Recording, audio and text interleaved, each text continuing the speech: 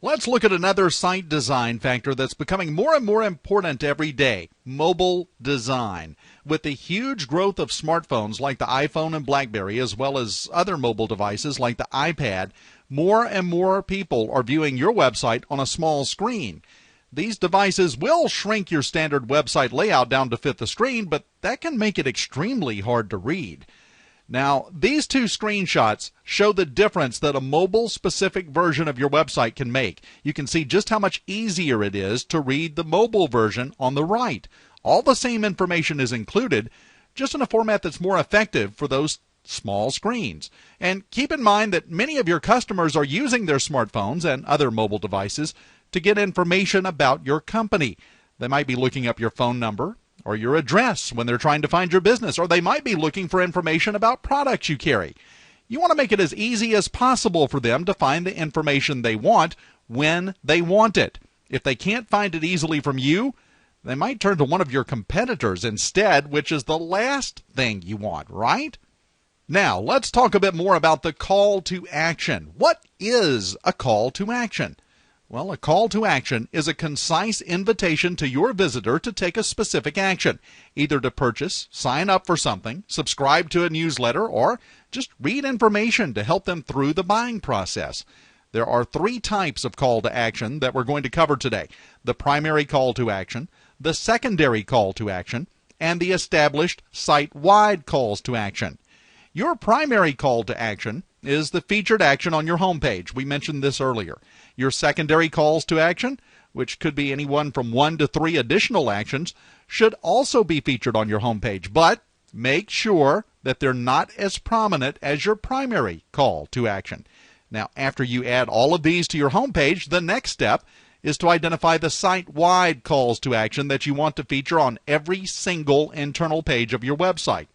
Now, depending on your visitor progression that you design into your site, you may have different calls to action on different pages.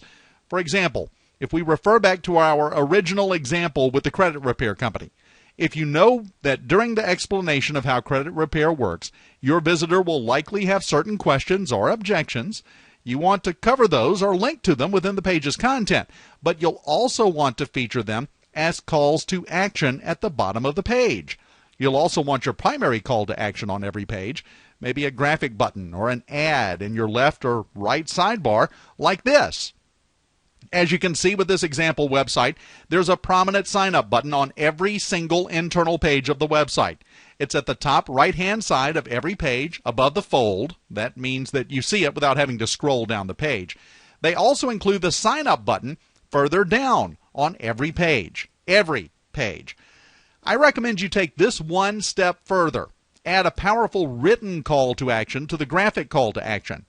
For example, if applicable, you can add above or below the sign-up button the text, "Get started now, cancel anytime." It encourages immediate action and removes all risk and fear about taking that action. Lexington Law here does that on many of their landing pages. Now, another effective, more subtle call to action that Amazon.com made popular is the related information links. This is a great way to lead your visitors through your ideal buyer progression. Once they finish reading one page, lead them to the next page in your process by making it the related questions or related topics link. This also allows you to cover all your bases by linking to several related pages, so that no matter where your visitor is in the process and no matter how their personal psychology works, they can easily navigate to the pages that will convince them to buy or contact you. So make sure you have a few calls to action on every page displayed in different areas in different ways. You can visit our website, and we recommend you study the Amazon.com website for some excellent examples of this in action. Okay, let's check in. Are you following along so far? I hope this is all making sense. Now, let's move on to landing pages. Gone are the days when people only found your website through marketing collateral, business cards, or word of mouth.